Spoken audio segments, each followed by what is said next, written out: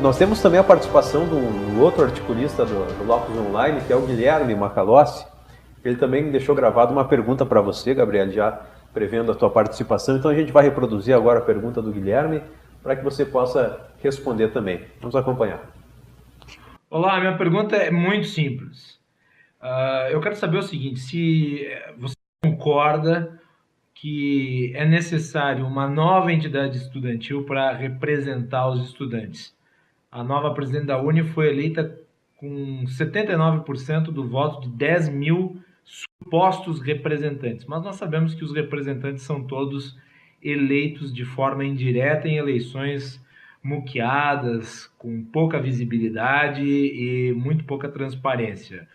A Uni não é uma entidade absolutamente viciada desde as suas raízes e o processo de votação não reproduz um resultado que de modo algum representa os interesses e as convicções e a vontade da ampla maioria dos estudantes brasileiros? Bem, obrigado, Então, então essa pergunta é o que a gente escuta e debate bastante, né, dentro dos nossos movimentos, porque realmente a gente vê que a gente não é nada. Quando a gente chegou lá com 15 amigos, a gente não era ninguém. Tinha 10 mil deles lá. Então, por mais que a gente conseguisse construir uma tese e lançar uma chapa, quem votaria na gente lá? A gente não tem poder, a gente não tem voz lá.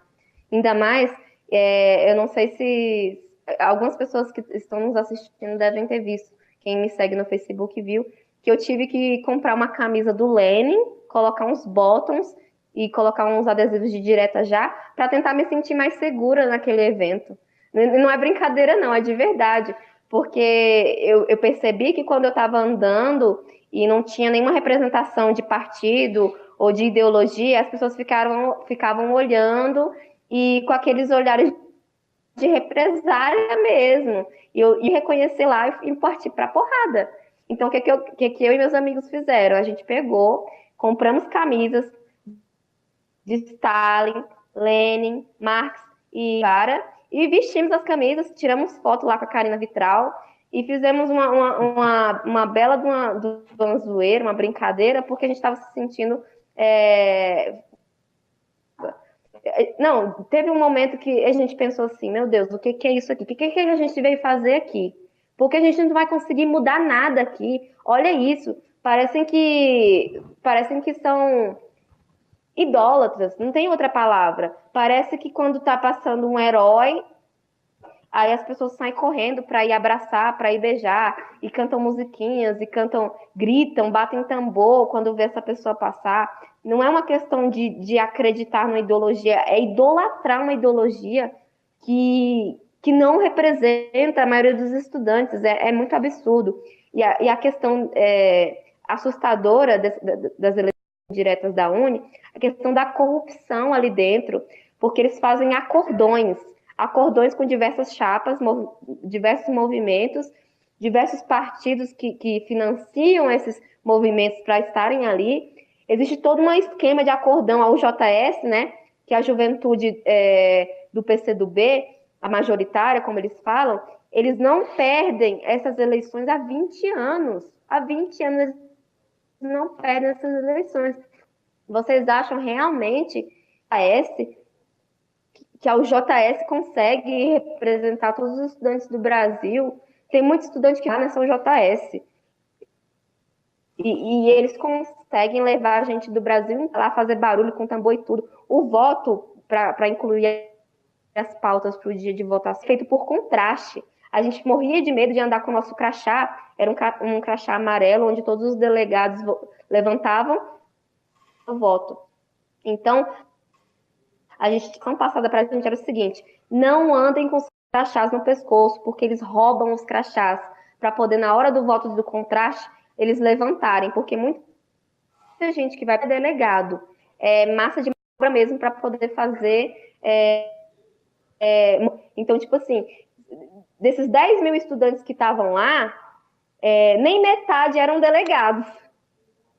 Então, é muito complicado isso. Eles pegam mesmo um monte de gente, estudantes profissionais, tinha uns caras lá com 50 anos na cara, barbudo, cabelo branco, e estavam dizendo lá, andando por lá, dizendo que eram estudantes e representavam. Então, gente, eu acredito que se em algum determinado momento houver uma entidade que substitua a UNE, seria muito plausível. E era isso que eu pensava do Students for Liberty, né? Eu gostaria muito que o Students for Liberty crescesse a ponto de tomar o lugar da UNE. Mas, para isso, teria que ter um certo apoio do Congresso Nacional para que se tire essa obrigatoriedade dos estudantes do Brasil inteiro serem filiados à UNE.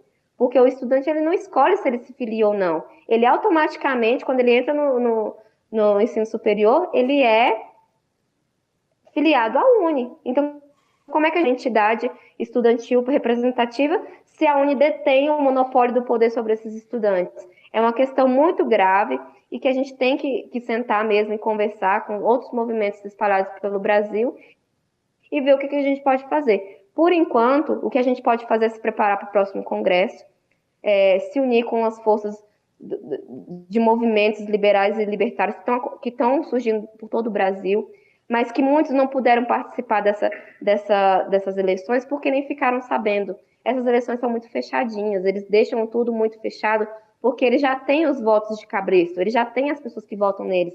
Não é interessante que eles consigam mostrar isso para as outras pessoas, porque outros estudantes podem querer participar. E não é de interesse deles que outros estudantes queiram participar. Então, eles querem que participem os estudantes que querem votar neles, e não os contrários. Agora, só uma pausa aqui na tua fala, Gabriele, porque para comentar aqui com o César e com o Gezael, dessa realidade, desse relato que a Gabriele nos traz, que é algo que beira o absurdo, né? A gente ouvir algo como esse, de ter que comprar uma camiseta para não correr o risco de ser agredido lá, né? Quer dizer, a educação brasileira, os estudantes brasileiros estão completamente... Está tudo aparelhado, né, por esse movimento de esquerda, pelo que a gente ouviu da Gabriela. Eu acredito que a grande maioria dos estudantes, eles não são esses 10 mil que estão lá fazendo essa bagunça toda, né? Então, eles conseguem mais ou menos captar nas entidades, nas universidades, essa pequena parcela aí que vai fazer a bagunça, né? Mas com todo o cenário que a nossa convidada mostrou, eu acho que a melhor solução para o estudante brasileiro é entidade nenhuma. Cada um siga o seu clube, né, que quer participar de alguma coisa. E não mas precisa... seria ótimo, mas a gente continua sendo filiado à UNE, mesmo que a gente não participe. Então, que pelo menos a gente conseguisse se desfiliar e não fazer parte disso. Porque eles, querendo ou não, nos representam, mesmo que a gente não queira. A coisa começa viciada nas cidades já. Porque para um estudante de ensino médio, antigo segundo grau, por que ele precisa de entidade estudantil hoje? Carteirinha de estudante. Para pagar meia entrada em cinema, que é uma coisa discutível, se pensar bem numa visão liberal da coisa. Tá? E até em primeiro lugar, eu diria que a questão do transporte escolar, transporte urbano, que vai comprar com desconto a passagem. Nos planos de mobilidade das cidades, que algumas cidades têm, outras não têm, já tem na lei que é obrigado o estudante ter carteirinha de estudante, reconhecida por entidade, para poder comprar passagem.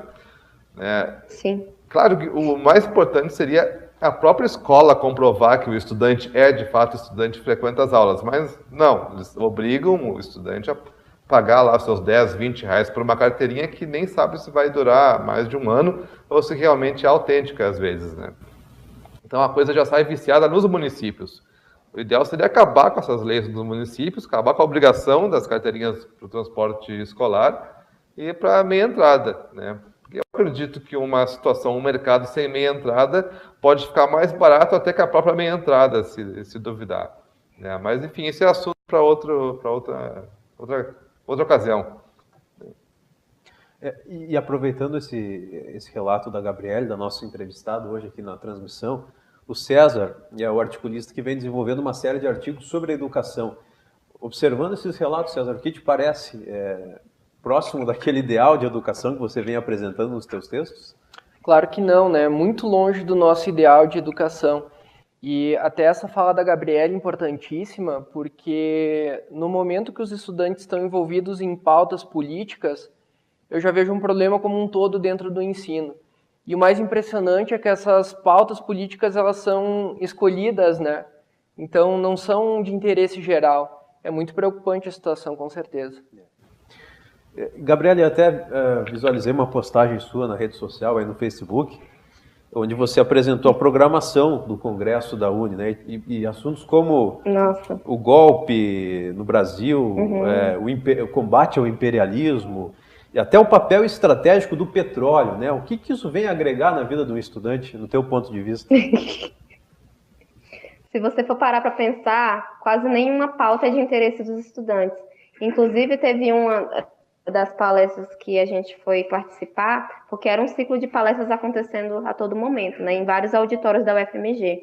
A gente chegou lá numa palestra sobre empreendedorismo, empresa júnior, né, que é de muito interesse dos estudantes, pois a maioria dos cursos hoje em dia conta com empresa júnior, que é onde o estudante está se preparando mesmo para o mercado de trabalho e para oferecer um retorno para a sociedade na universidade. Quando cheguei lá, estava vazio. Estava vazio. Tipo, tinha minoria, era a maioria lá dentro. Mas agora, para debater a conjuntura do golpe, outros assuntos que são mais de interesse, direta já e tudo mais, estava lotado, não tinha nem como entrar.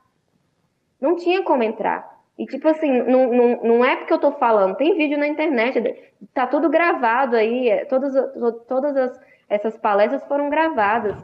Me falem por que é tanto o interesse deles representar os estudantes, e nas pautas que mais interessam o estudante, que é a empresa júnior, que é projeto de pesquisa, laboratório, investimento privado nas pesquisas e laboratórios, estava vazio.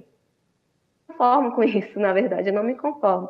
As nossas pautas na nossa campanha na Universidade de Brasília foi principalmente isso: lutar por laboratórios e pesquisas financiadas por empresas privadas que queiram contribuir com a nossa educação.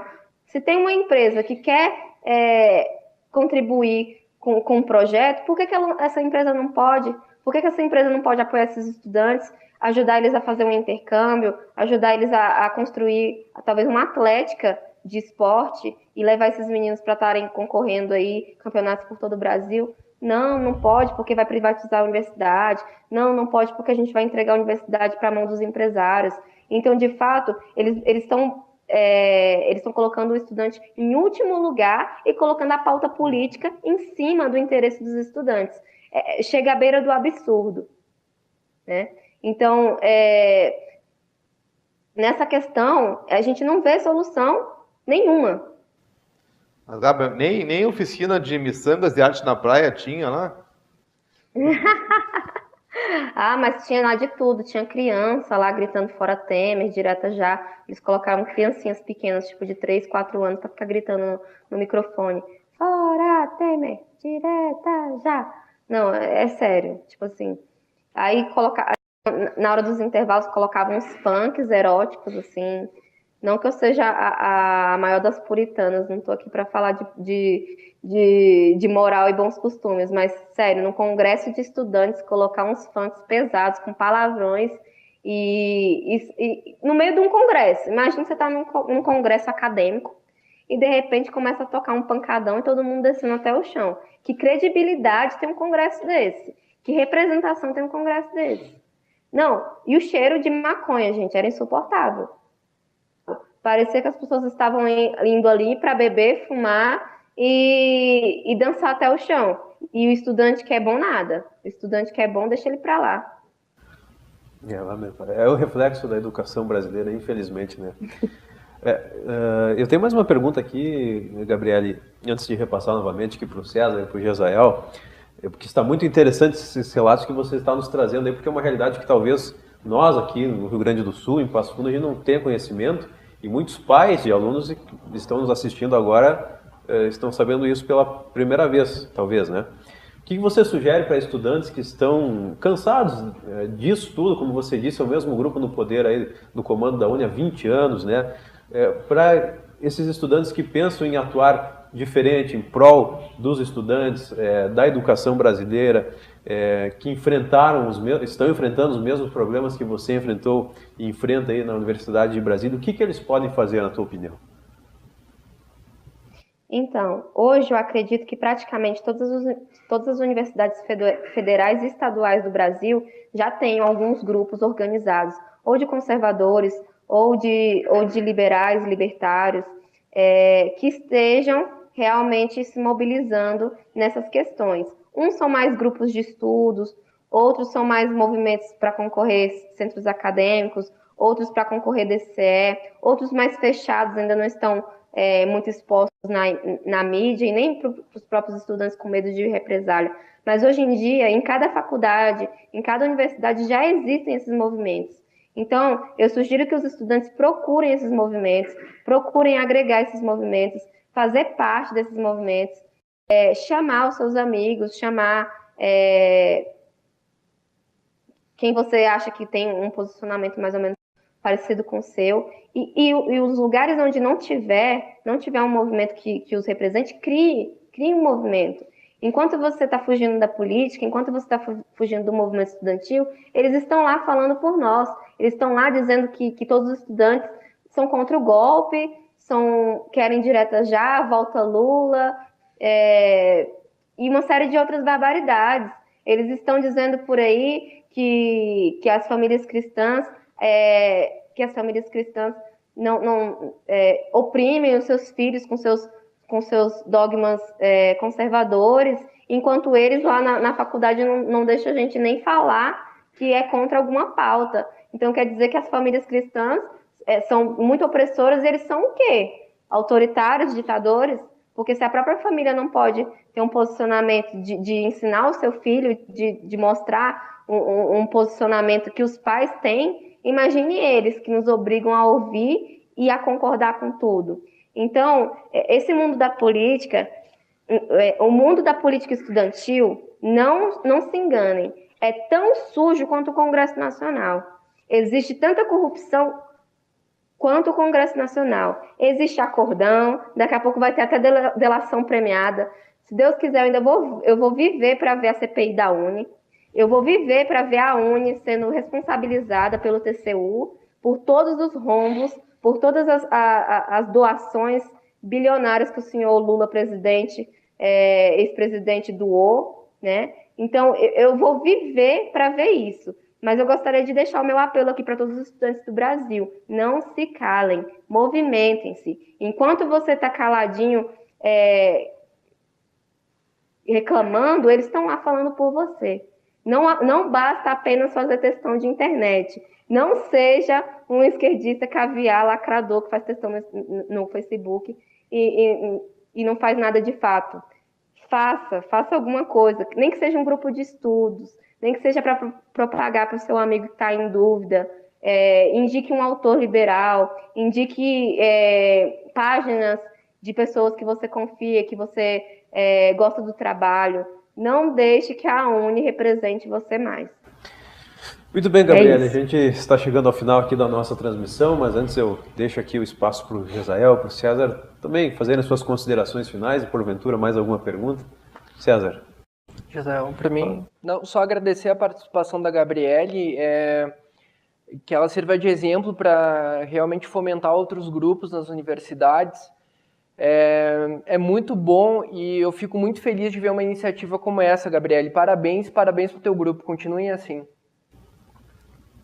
Gabi, reforçando os parabéns, tu é uma guria nova, continue na luta, tomara que fique muito tempo ainda, né, representando o pequeno grupo de estudantes que tu tem aí em Brasília.